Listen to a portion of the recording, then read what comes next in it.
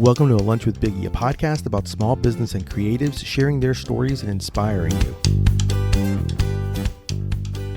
Today, my guests are digital and social media consultants in the hospitality industry. What sets them apart is that they're both successful food bloggers and named Orlando's tastemakers and trendsetters. Yeah, that's right. I hang out with trendsetters. Please welcome the owner of Fig Digital Media, my guests, Lisa Wilk and Christina Thomas. How are you ladies doing today? Hi, we're doing great. Thanks so much for having us. We're excited to be here. Well, I appreciate it. So obviously my first question always is, what is your go-to sandwich? It's easy for me. I'm a grilled cheese girl, 100% grilled cheese. I'm on the other side of the spectrum. If I had to pick, it would be an ice cream sandwich or a s'more. I'm on the dessert side. I love them both. I love them all, actually. So that works out really, really well.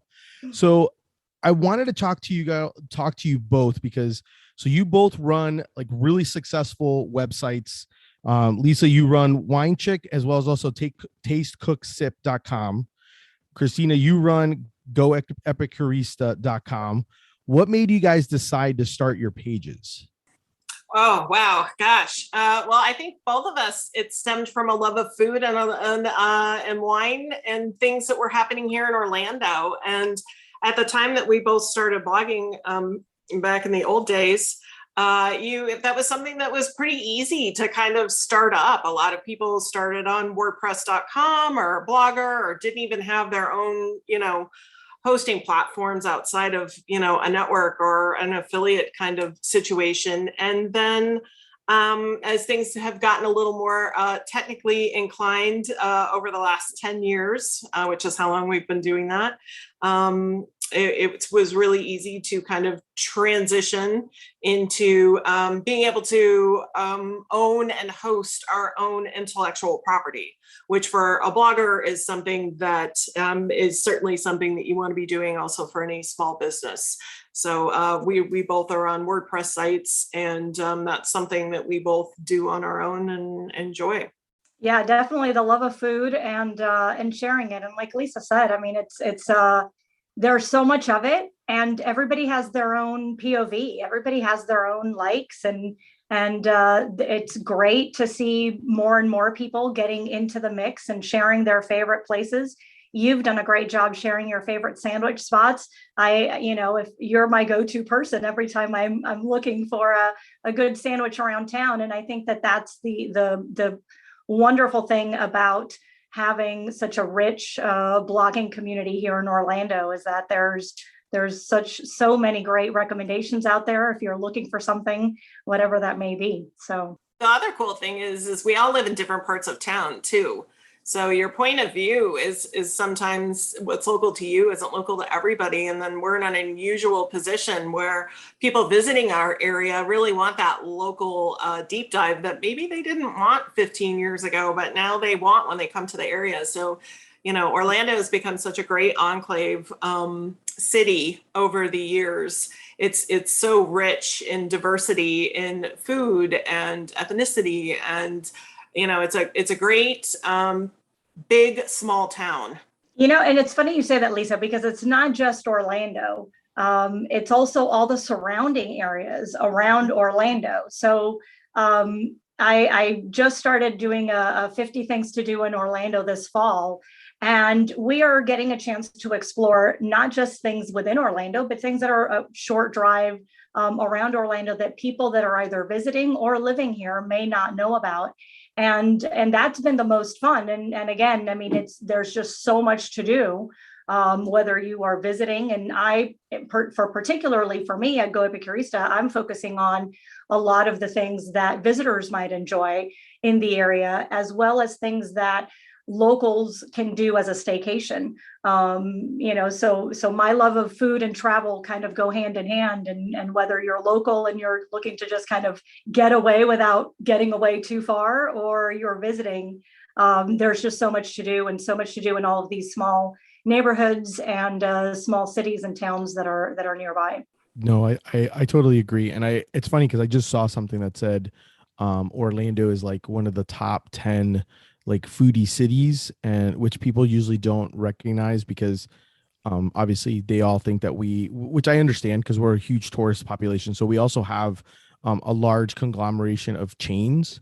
But the amazing part is when you get outside of the iDrives and the Disney areas, you actually can see quite a few or taste quite a bit of amazing places to eat, which is amazing to me. One of the things that I find very intriguing about the both of you is the fact that the fact that the two of you started Fig Digital Media, and you're able to combine almost everything from both of you. So you kind of have like that corporate marketing exec, the savvy, but at the same time you also have like the actual industry experience of a food blogger, and social influence. And at the same time, you're also being able to provide like the knowledge of like food and wine, which kind of really personalizes the whole aspect of everything when it comes to the hospitality aspect of it. What made you two decide to take that? Because you both had kind of like that corporate upbringing, I guess, or a foundation. What made you guys decide to say, hey, I want to do this, and we want to create our own small business and actually do this on our own? Well, I think one of the first things is when we started our blogs, we were both working full-time jobs, as you just alluded to. So we had both done the corporate thing. And as we were going out and meeting these wonderful business owners, managers, chefs around Orlando, we saw repeating themes. When you spend a lot of time in a digital space, you have people ask you questions, and these are people that just don't have the time to maybe be up on the latest. And because Christina and I and yourself, when you're going to the conferences, you're keeping up to date on the latest, the greatest, the changes. You are aware of what the scary algorithm word means and how that impacts things on various platforms. And you also understand the difference between website needs and social media needs and discovery. That it really became apparent the more and more we went out, we kept getting the same questions. And it didn't matter if it was a big, multi-conglomerate international business, or if it was a smaller cottage industry type business that is a mom and pop that's going out to a farmer's market. People are all looking for those same basic types of things, which is how do I do it, and can someone help? And so Christina and I certainly spent a lot of time kind of doing that. And yeah, well, and one of the things that we saw, especially as we were going around town, to visiting restaurants, or maybe we would get invited to a media event or things of that nature, was we always saw a lot of times small business owners. Most of these restaurants are, the owner does it all. They wear all the hats. And so the one thing, if you're not comfortable with something, whatever it is, you tend to put it off. And in most of these cases, what we saw that people were putting off was social media. I don't have time for it. I don't know what to post. I don't take good pictures. I don't know what to say. I don't know how to respond to a comment. So a lot of times, again, all of those things, if you, if it's not something that you use every day, then it's not something that you're comfortable in. And so most of the time, what we saw was missed opportunities. And we would go to events and we would put up these posts, and then the businesses wouldn't do anything with them. And we thought, you're missing out. Here you have this person, a number of people, you have your customers that are, everybody's posting about what the latest thing they ate and how good it was.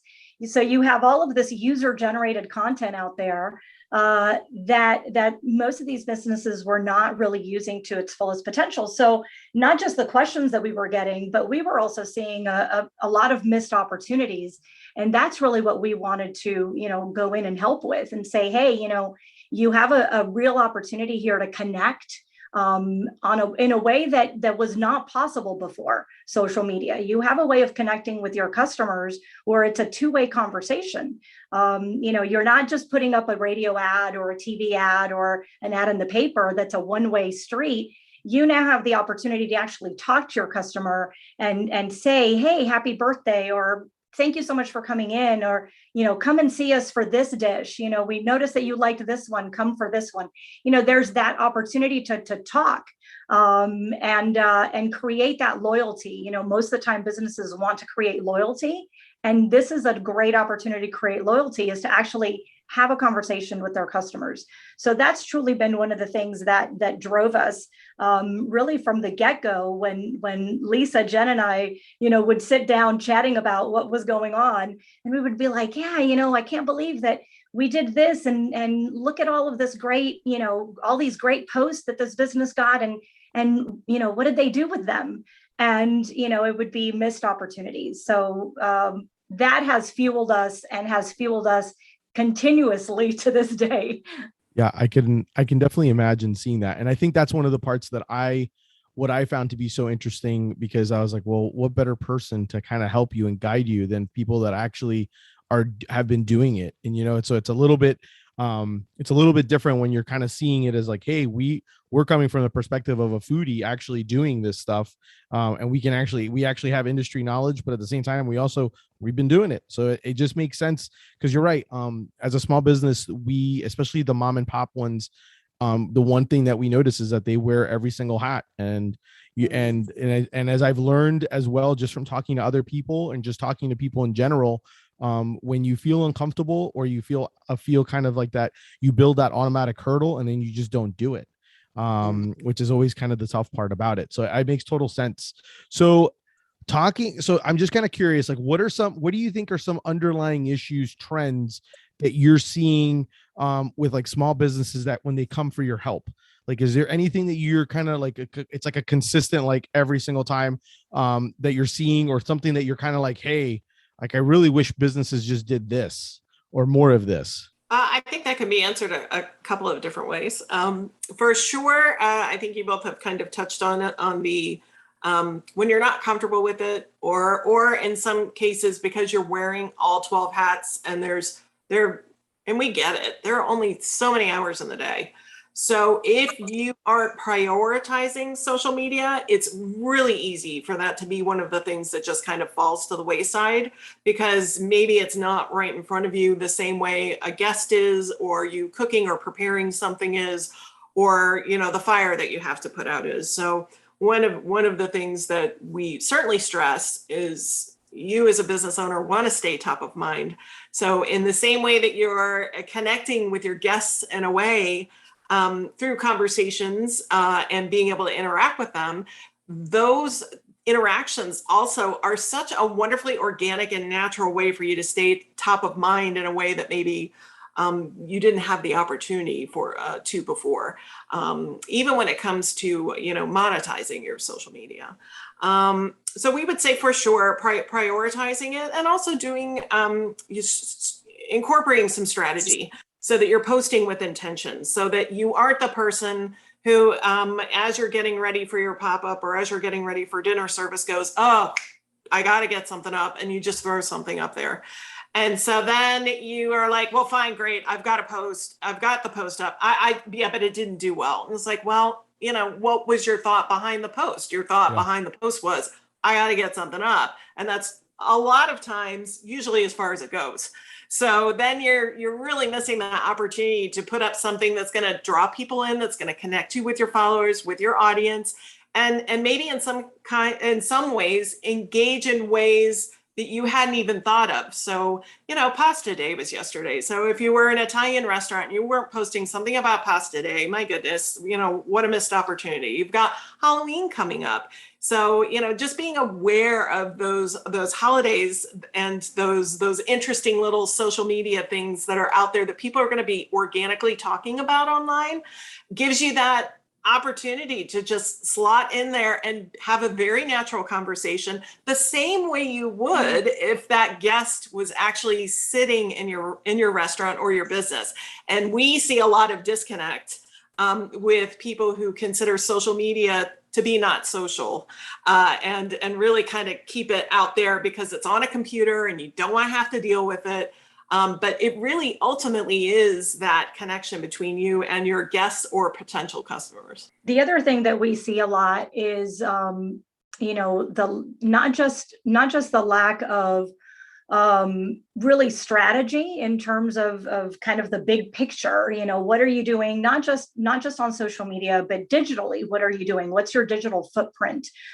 So as a consumer, and even with us as food writers, one of the things that we would find oftentimes is we're searching information on a business, and we go, we type it in and we go to look them up, and what comes up? Does Google My Business come up? Is the information accurate? Are the hours of operation accurate? How many times, do you end up going to a place and find out, oh, they closed already, especially now in these times that we're living in, where things are so fluid and always changing. So hours of operation, what is your menu? What are you serving? Is the menu posted up to date? So a lot of times, even just that information, as food writers, we're looking for information to be able to to include in an article, and make sure that it's factually correct. But as a consumer, if I'm looking for a place to eat, and I'm going, what am I going to do? I'm going to go on my phone, and type into Google and search what's coming up.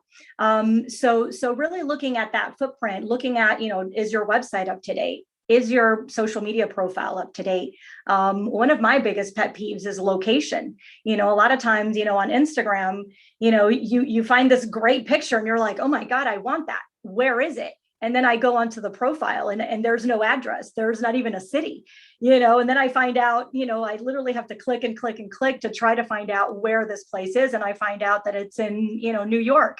And it's like, okay, well, that didn't help me.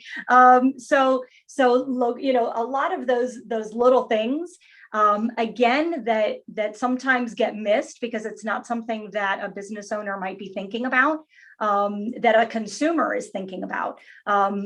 That's the first thing that we do with any client is let's look at your digital footprint. Let's see what we can, help you clean up right away, right off the bat, to make sure that your customers are able to find you. So that when they find you, then the next step is, are they going to be enticed to go visit you? And then of course that brings up a whole other set of things. Are the photos appealing? A photo is going to sell that dish. If you're drooling over it, of course you're going to want to know where it is. So then the next step becomes that, what is the content? Is it visually appealing? Are the pictures really attractive? Is it showing the experience? What is it? Is it fine dining? Is it casual? Can I go in jeans? Do I have to dress up? All of those things are things that a customer is going to look at when they are landing onto your social media page. And that's what's going to make a difference, whether they choose you or keep on looking. Yeah. And these days, especially, Amazon kind of trained us all to do your research online, look at a couple of different websites and try visually before you buy. So one of the things we always recommend is take a look at your digital presence online to see what you're communicating. It might be outdated, especially if it's a restaurant that's been around for a while. If you're a new business, everybody is going to be looking online first. The first thing they do is Google. So, making sure that you've set up a Google My Business, claimed it, is certainly the first thing we recommend for anybody that we speak to, whether you're little or whether you're big. No, that makes a lot of sense. I think, do you get, and I could see a lot of people, because sometimes they and I'm kind of curious with your expert opinion on this, because I feel like sometimes people also are like, oh my gosh, I have to be on Instagram, I have to be on TikTok, I have to be on this, I have to be on that, Facebook. And do you recommend that? Or do you think it's like, hey, figure out what medium is best for you to be able to send your message and then focus on that? What do you guys recommend when it comes to that? Because I can see, I even as myself can feel overwhelmed, and I have somewhat of an idea of what I'm doing, and I still feel overwhelmed sometimes because of that consistency of having to post all the time. So what do you recommend for something like that? For sure, where are your customers located? Because as we've all seen, each social media channel has different demographics associated with each one. But I think, and I'm sure, Christina, we have a similar mindset on this. Claiming your accounts on social media is different than posting 3 to 5 times a week on it. So get your social media accounts set up on every single channel, whether you like Twitter or you don't, and then we like to make sure that they're exactly the same if possible. So that usually requires a little bit of finessing. So you want to have all of those channels up and see if those accounts are available, and make it easy to say and easy to see. So, the periods and the underscores or the hyphens can be a little bit difficult. So be thinking about that type of thing. Remembering that your account name is a little bit different than what you can display. So for sure, because of the way that Google works now, you need to have your Google My Business up so that you populate through maps. That also flows through to Facebook. So your Facebook location page, you should for sure have your Instagram set up. Those two are now integrated. So it's a lot easier to be posting on those. And because of the popularity with TikTok, it for sure would be wise to have that held, if nothing else. So holding them and posting them are very different things. And then just remember that right now, video is king. So having some basic content up as a sprinkling, salt and pepper, as we call it, is great. But there are certain flows that happen. So, looking at your feed content is great, but making sure that you're posting on stories and reels is going to be a little bit more beneficial to you right now if you're on Instagram. And that's content, if you're going to the effort of creating video content, that you then can repurpose and use on TikTok and also YouTube.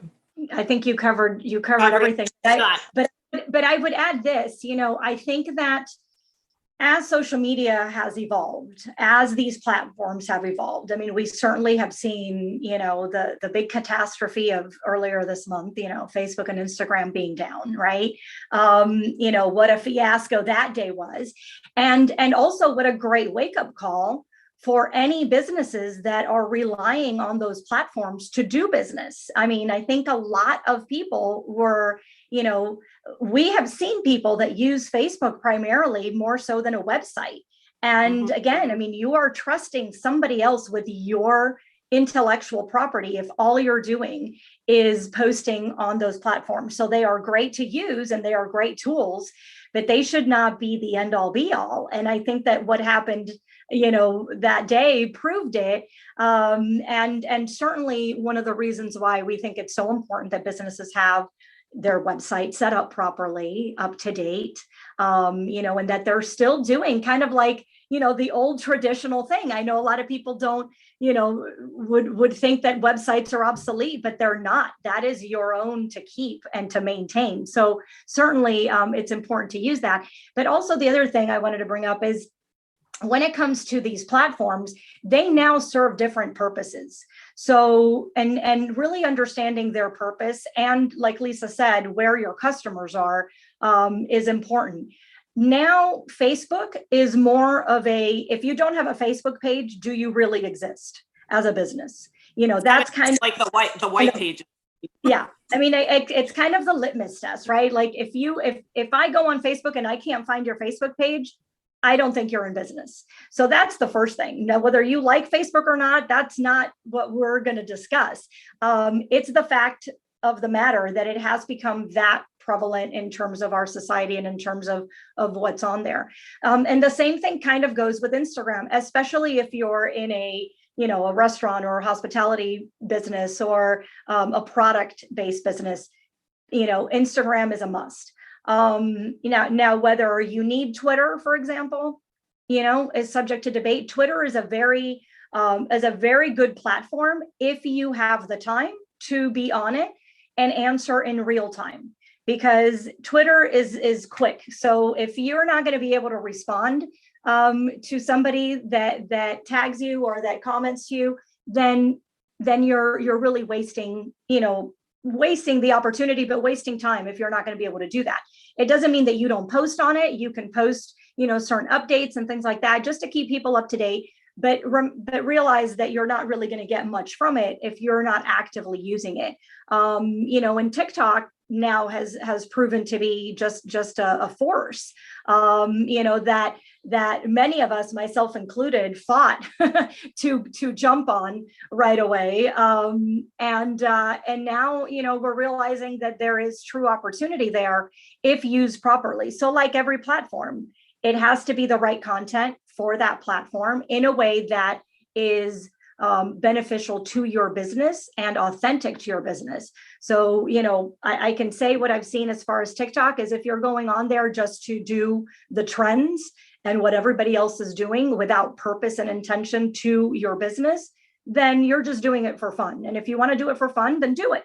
Have fun with it. But understand that that's not going to promote your business. Now, if you're going on there and you're repurposing a trend and you're using it to actually promote your business in a way that is authentic, then you can probably get some really good things out of it.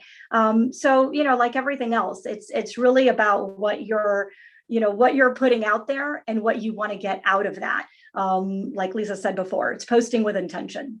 No, I agree with that. One thing that I think is very difficult, and sometimes everyone wants to go viral. Everyone wants that whole like, hey, only like so many people saw it. And I think that sometimes can kind of become the difficult part of it when you're kind of doing that posting stuff and you're like, oh, well, I did this video and it didn't do anything. And it's like, well, yeah, but that's because the whole intention of the social media of like the Instagrams and the TikToks is that they want you to constantly post and constantly be on their site. Like they don't want them leaving. And that's like always the big thing I tell people. Like I even tell people, like, cause I used to try to do the repurpose of like, oh, well, I'll just do this. It's like the videos, like even if you post a video on on Facebook, they want you to post it on Facebook. They don't want you to provide a link of your YouTube into the Facebook. They want you post it on Facebook and you post it again on YouTube. I know it takes a few minutes, but it's well worth it because they want you to stay on their page.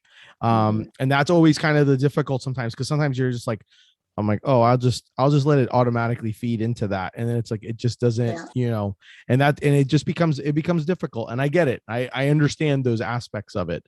And even in my own world, I try to, like, it's very difficult trying to create, like I sometimes will create content in batches to try to be able to do it and then have it and then say, okay, well, now I'm going to post this. Cause I mean, like, and you ladies tell me a little bit like how, I guess, what are some things that you notice when you look at someone's feed that kind of doesn't tell the story? I think sometimes people forget how to tell the story of their own brand. It's very easy to tell somebody else's story, but for some reason, it becomes very difficult and I'll put myself on there, us as individuals. It's easier for me to give advice to others than for me to follow my own advice, looking at my own stuff. So like, what is that? How does that work when you look at that? Like, what are some things that you maybe kind of can tell someone like, hey, think of this, or make sure you include this? Like what are some tips that you recommend? I think to kind of harken back to what I said a little bit earlier, look at it with fresh eyes. And maybe that requires you handing your phone over to somebody else and saying, hey, what's the one thing that you're seeing here? Do you feel like this is representing where we are, especially if you're a small business owner?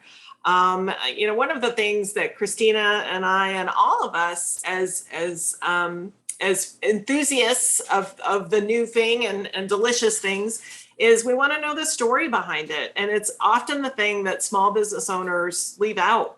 How did you get there? So it's something that connects you in a way. It shows your authenticity and interest, and it differentiates you from the other person who might be in the same silo as you, so that, it's why we have so many wonderful taco places and so many wonderful donut places in Orlando. They're all different. So you're going to one at one time, and then when you feel like something a little bit different, you're going to the other one because you know their story and they've done a great job communicating that, aside from the fact that the food is delicious. And then for sure, I think especially with restaurants, looking at your Instagram feed the way that a consumer does, give yourself 2 swipes of yummy. If you're not seeing something that looks yummy and fun and engaging and is giving the ambiance and experience of why people need to be coming out of their houses and not just going through a drive-through, then you're really selling yourself short. We think that traditionally all of those things have been done through print or once the guest arrives at your facility. And now what social media and digital media has done is broken that fourth wall so that people can get that experience, get a little bit of that FOMO and make them a little thirsty for getting what you have. So it's why every time you post something, I want to eat a sandwich. I appreciate that. One thing that I would add to that too is that, to your point about going viral, I think that we have seen, there's so much emphasis that has been placed on numbers. There's so much emphasis that has been placed on how many followers, how many likes, this went viral, that went viral, and in the end, for a business, I mean, it's phenomenal to get hundreds of thousands of views, millions of views. But in the end, how many of those people, if you're in Orlando, you want people in Orlando that can drive and go to your business to see that. So whether millions of people are seeing it around the world, it's wonderful for those, for that 24-hour period. But in the end, how much of that is really going to translate into business for you? So you as a business may not need that many eyes on you. and I think a lot of businesses that have gone viral will tell you that sometimes it's a burden because it truly just kind of changes the emphasis and the focus of what they're trying to do. So it's not, so that's one thing that I would always say that that's not really a necessary thing for a business. It is important to connect with your actual customers. So getting your actual customers to follow you and to post about you and to engage with you online, that is much more impactful and much more beneficial. And if you have 1,000 followers, but those 1,000 followers are people that actually support your restaurant or want to go visit you and maybe they haven't, then that's really what you want. The other thing that I would say that because I think Facebook and Instagram have changed a little bit because of the way that they feed posts out to you. So they are no longer really in the moment. You're seeing posts and TikTok does this as well. I mean, it's amazing, but you're seeing posts that were posted months ago. So it's no longer in the moment for the moment. And so that also shifts the strategy in terms of how you post. And think about the fact that these are now static, pieces of information that you can actually go and reference. So if it's almost like a menu board, especially for a restaurant, if I go on Instagram and I go onto a restaurant feed and I see a yummy dish, I'm going to click on it and I want to know what it is. And is it still available? Is it still on the menu? And that might be a post that they did, 6 months ago, but, I'm seeing it. So the longevity of your posts has now changed, and posting with that in mind will also help, make sure that it's informative, make sure that if I click on it, that you're telling me, what is it called? What's in it? Is there a fun story behind it? Is it your grandmother's recipe? I mean, something that's going to entice me, that's going to make me remember, that's going to make me want to go visit. And also then marrying that with the in the moment for the moment. So again, if you find that combination of those evergreen type posts that are going to sit there and have really good information, if you have a happy hour, what's on your happy hour, what days, what times, all of those things. Because again, if I'm looking for that information as a consumer, I want to be able to find it with 1 or 2 clicks, no more than that. But then also if you want to be in the moment for the moment, that's where stories come in. That's where Twitter comes in. There are those opportunities if you want to be in the now. take advantage of those social media holidays that people are talking about and kind of jump into that conversation. Then that's the other side of social media. That's the social part of social media. And so there's a lot of different layers to it. And that's one of the things that we have a lot of fun with when we work with our clients, because we're looking at that big picture of how do we incorporate all of those elements of the evergreen versus the in the moment versus the fun, and just, be entertaining and be educational and provide that type of information that you can, help people make a decision. And that's a lot, and we know it's a lot. And I think for sure, you as a business owner, dip your toes in. Just start posting initially, because we certainly have seen that there's that fear of, I don't want to say the right thing, and then that puts the wall up so nobody ends up posting. Post, absolutely post. And then as you get in the habit of posting, then you get to use that higher level strategy. But for sure, please post. And when you do, and you post a delicious, yummy looking picture of something, be sure to say what's in it. And I think that especially us as foodies, all of us here, that's a tough thing. And it's especially a tough thing because of the many dietary practices and concerns and allergens that people have. And I think that restaurants are a little afraid sometimes because it's unsexy to list ingredients. But people need to know, because if they see 3 or 4 dishes, if they see in 2 swipes, oh, there's a fish thing, a vegetarian thing, a meat thing, there's a gluten-free thing. These are you're answering questions. So you don't have to say gluten-free, vegetarian, vegan, over and over and over and over again. You're providing those answers by putting good content up there organically and authentically. And I think that in the beginning, especially, one of the things that we recommend for people is to not do the daily special thing.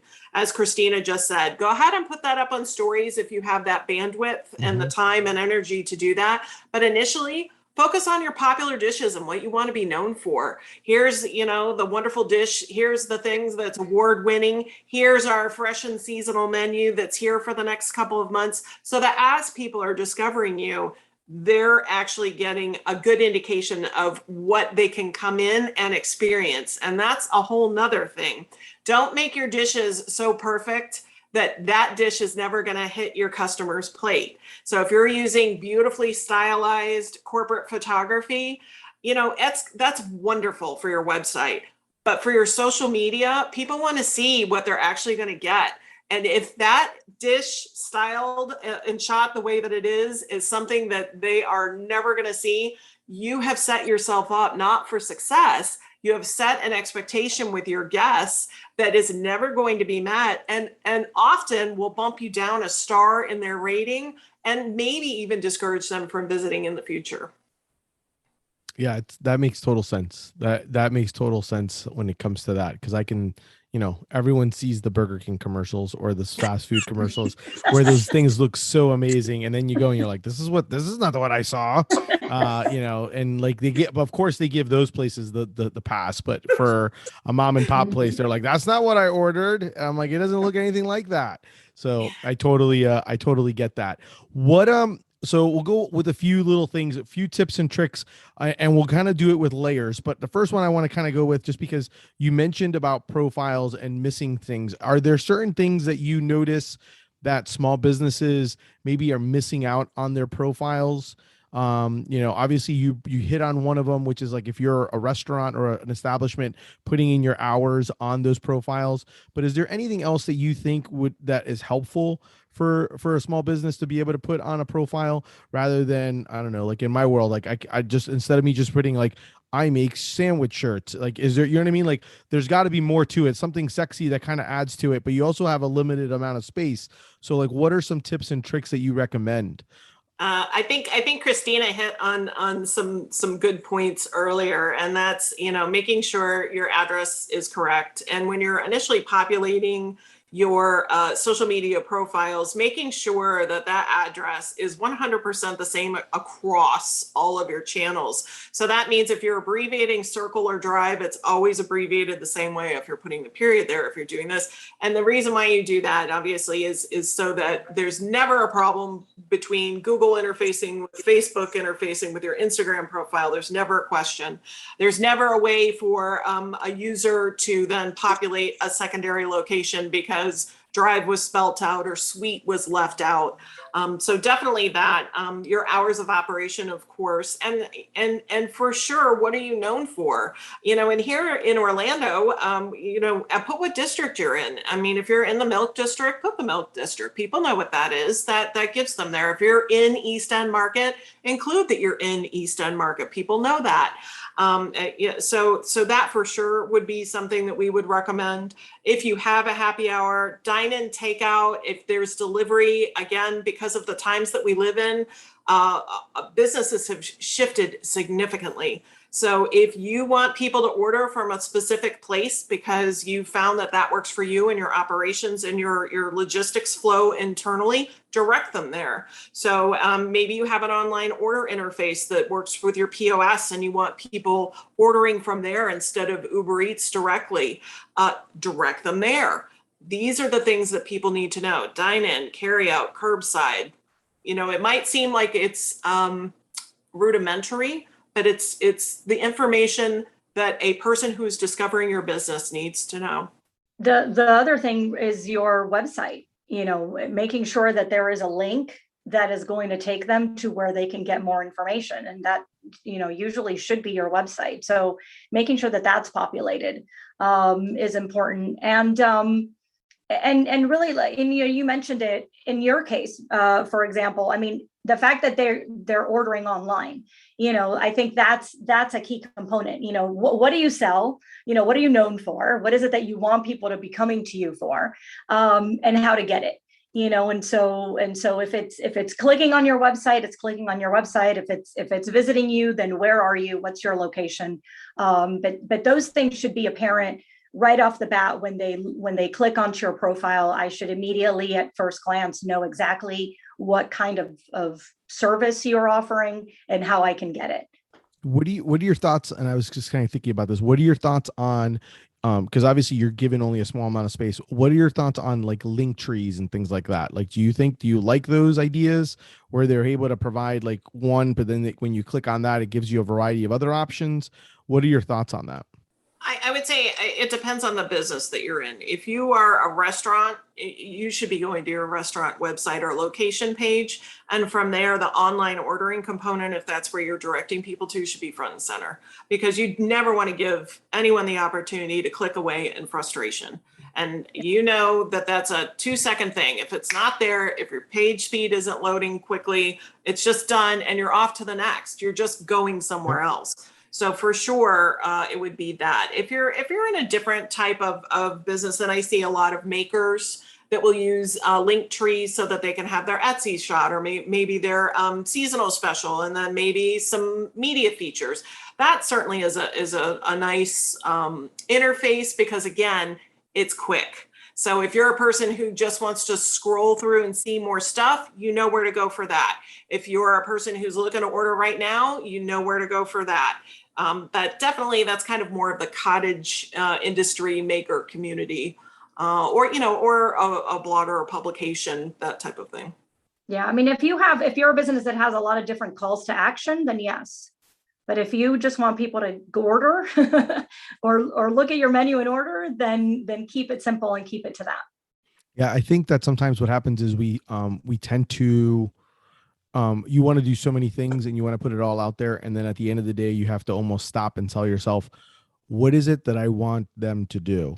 And if it's exactly. like I want them to shop, then you better have that link where it says what it is, give them your .com to go shop at, or your Etsy or whatever it is that you're giving them, have them go and shop at your site. I totally agree with that. I was always kind of curious because I've played around with trying to do one of those and I just haven't. And I'm just kind of like, I'm like, there's other ways around it. I'm like, I'd rather have them go to my website, because I made the mistake, and I'll be honest with you, I made the mistake in the beginning, where my website was, I loved my website, but it was the same thing for many years. And one of the things that I decided to change on was, I told myself, I'm like, well, what am I doing? I'm like, it's like a blog, but no one knows to shop. Like the call to action is really like the close. And I don't know why, but I just took, it was like one of those things. Like, once again, I was a marketing guy. Like I kind of, and I'm a perfect example of it, where I ended up finally switching to like a Shopify site, just because I was like, okay, let's do this. And I made my domain just that. So when you automatically go, yeah, there's a blog aspect to my site now, but the main thing is I want people to shop. I want people to see my product. I want people to start buying. If they want to look at the blog post, then fantastic. But at the end of the day, that's really what it's supposed to be. And that's kind of what the thought process should be, is like, where am I trying to go, and what's my call of action to do it? And at the same time, what's my message, without it being constantly like, buy my stuff. Like, tell your story is really Absolutely. when it comes to it. What, so a few things, obviously, because I don't want to take up too much of my lunch break, or too much of your lunch break, during this. So one of the things that I was kind of curious about is, what are some about some currently in business, like what are some things that you've noticed, or some tips and tricks that you've maybe have told new businesses when they're starting out? Obviously not in the social, but just like, what advice would you give someone who's like starting out in a small business, not knowing where, like what kind of, how to start or what to do? What and obviously we've already talked about the main areas of like profiles and stuff like that, but what are some things that you guys kind of would have learned through the process that you kind of think are very helpful for small businesses? I'll say this. There's building blocks, and it's not about, rushing out of the gate and having everything. You don't need to have everything perfect and everything set up and everything ready right out of the gate.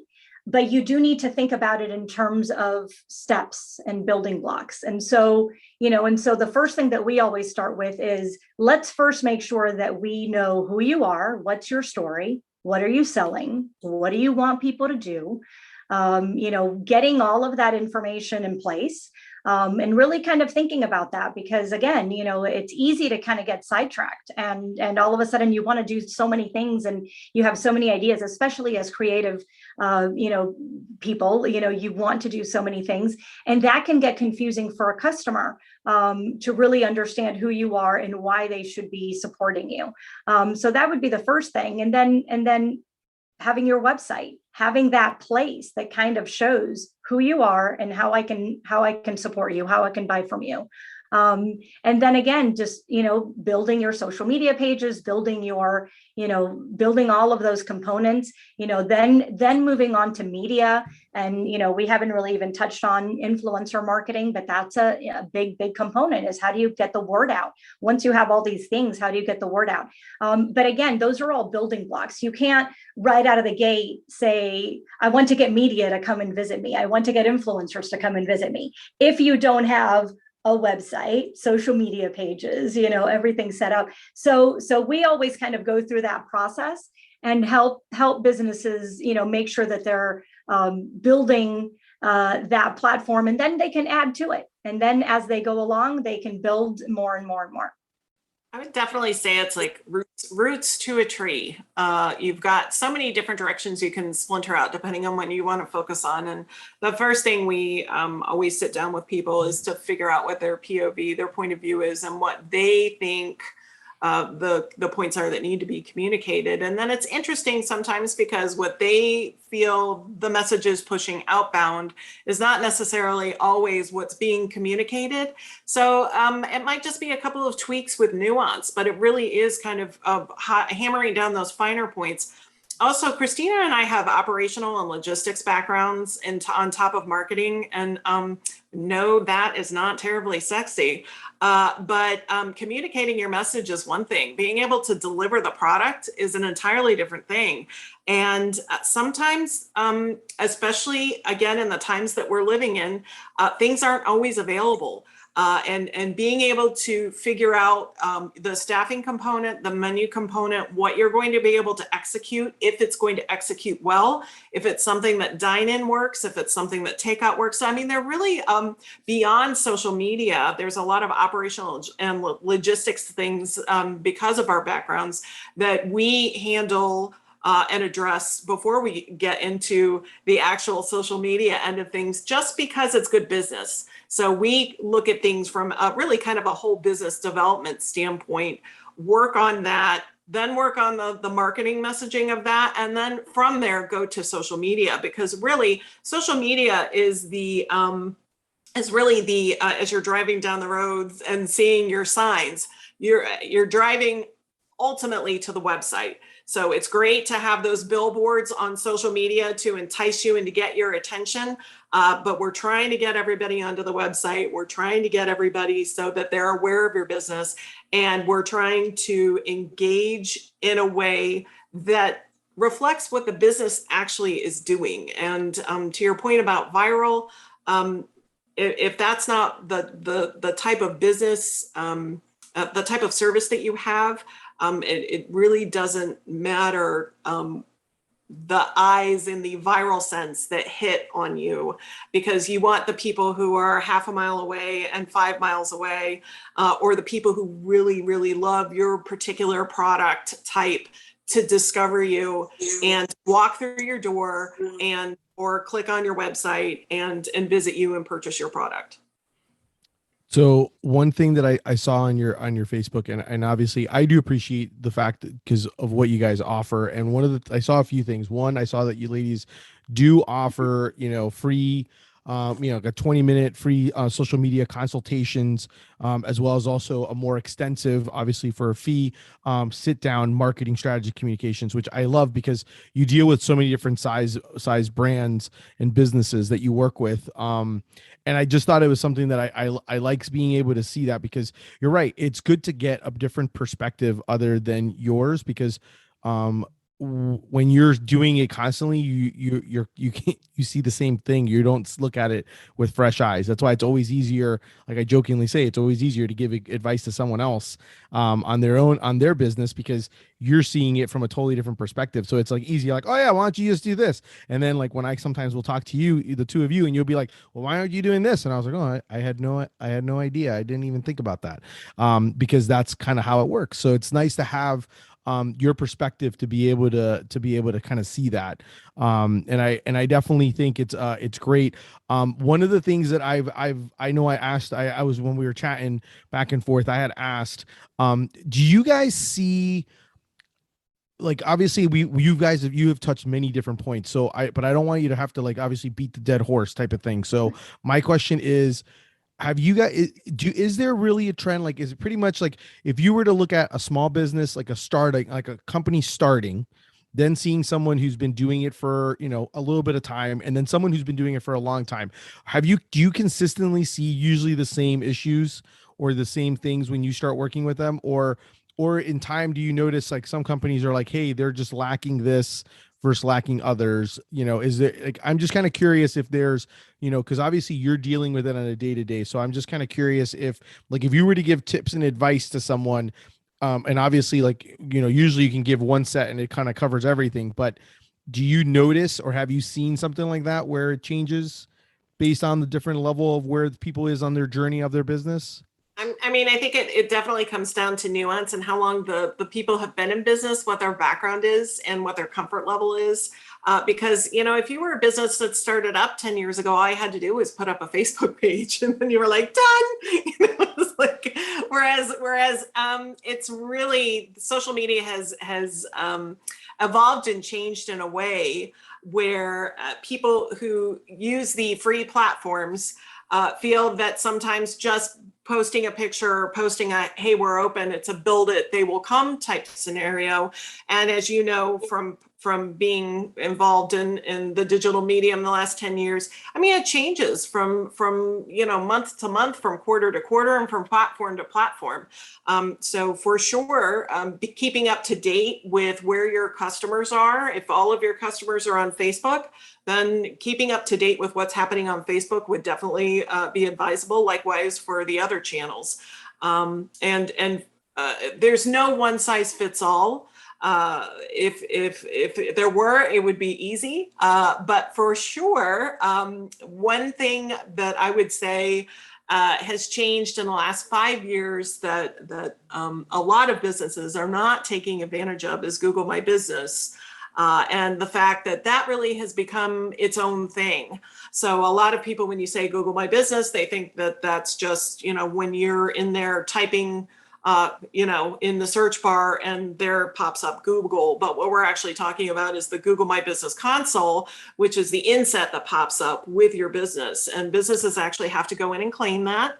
Can I interrupt first? Can I ask a question on that? Is that Sure. only for locations that are permanent, or is that also on a digital, like let's say you are like an online store? Can you claim that as an online store as well? You can claim it. You just have to go through a verification process. And Google will still want to have some type of a home-based address to associate with you that won't be published. But and then depending on what category you fall in, there's different criteria that you have to meet. Okay. But it's definitely for any brick and mortar restaurant or business. For sure, something that should be happening, because that integrates into social media. It has a whole review site that people are using, in some cases more than TripAdvisor and more than Yelp, which some people aren't even aware of. So if you're not addressing those situations, you should be. You have the ability to post there as you do on social media. You have the ability to post hero images for that particular business. It links into Google Maps for navigation. You can link your own website there, which you should absolutely do. And then if you're on online order platforms, that type of thing, you can integrate all of that as well. So it kind of becomes a hub for the business on Google. And even better, once you have done that and you've optimized it, Google likes you better. So it then prioritizes you because you're a trusted authority. One thing I would say is that there is no exact, every client that we have is completely different. They might be similar in that they might be in the same space, but they are different. And so there is no here's the answer and here's the roadmap. Yeah, and so that's one of the things we really love. And you brought up, thank you for mentioning that. You brought up our consultations, but we really enjoy that because we enjoy being able to do just that kind of, pop online, take a look at the digital footprint of a business, and then be able to give them some recommendations with a fresh set of eyes. We're looking at things from a very unique perspective because we're looking at it as consumers, because we are consumers first and foremost. We're looking at it as bloggers and food writers. We're looking at it as marketers. So we're looking at it from all sorts of perspectives. But in the end, it's really about what is your customer seeing or not seeing that's going to encourage them or not to patronize your business. And then from there, we love being able to brainstorm, and we have many clients where we do a lot of that. And then we give them some guidelines and give them, strategies, give them calendars. With some, we might create their strategy and their calendars and they do the posting themselves and they do, a lot of the things themselves that might fit better for their budget. So in some cases, we're just basically helping brainstorm with them what they should be focusing on, what they should be posting on, what's going on that month that they should be taking advantage of. Maybe it's a local event. Obviously the holidays are coming up, so that's a big component right now that we're working on and that we're thinking about. Holiday guides are coming out in different publications, so making sure that you're getting information out to media to be included in those things is something right now that every business should be thinking about. So every business is different, and we enjoy that aspect of truly coming up with a strategy that is unique for that business. No, yeah, I can only imagine like how every single one is different when you get a new client, and obviously some are probably way better or more savvy than others, so that's sometimes a little bit easier than other than other clients. So I totally can get that. Can you do me a favor and tell folks where they can follow you, the business side, but also on your own websites? Okay, I'll go. So Fig Digital Media, at Fig Digital Media on Facebook and Instagram. And our website is figdigitalmedia.com. And then personally, Go Epicurista, at Go Epicurista on all of the social platforms and online. And Lisa? I am Taste Cook Sip on social media, all of the socials as well. And I'm also tastecooksip.com. Yes, all the socials. Definitely make sure you hit them all up and visit them. Thank you both so much. I've known you guys for so long, and mostly because of the fact that we have a love for food. So obviously, I followed you, and then you guys would come to my events, and we would eat sandwiches, and obviously, that's one of the things that we have in common, which is part of that community, which I think is so important when it comes to just building, when you're building anything, is building a community and a tribe of people that you have something in common with, that you're all kind of for the greater good or the greater purpose.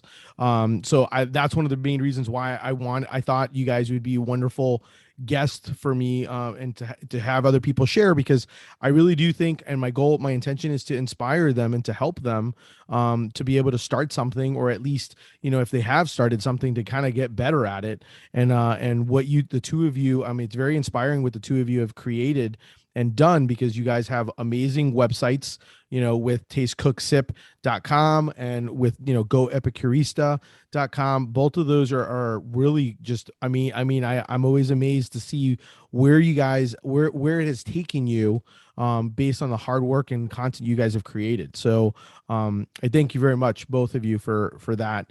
So everyone knows, that's our show for today. So thank you so much to Lisa and to Christina for being on with me and having lunch with me, as well as also obviously definitely check out Fig Digital Media. Like I mentioned before, go visit them on the social, on all forms of social. Definitely, you can do anything from, get a good example of what it's supposed to do for social media, what you're supposed to be doing, and whether it's Instagram, TikTok, Facebook, all of those. Definitely take a look and take a page from them. Definitely take them as a resource. I definitely would recommend going the route of either just kind of even having doing the free social media consultation, maybe even having a conversation with them. I think they're a great resource to be able to have that, even if you don't use them. Take their words of advice. I think that's like a lot of the things that a lot of you need to hear. I need to hear it myself. That's why one of the reasons why I wanted to have them on. So definitely, do that. If you enjoyed the show, make sure to subscribe. You can put the stars, you can do whatever you want with it. Tell your friends, man, spread it like PB&J, spread the word. If you want to support me, check out my brand, Deli Fresh Threads, do some shopping, and obviously tell everybody. But till next time, keep eating sandwiches and follow your passion. Thank you so much, guys.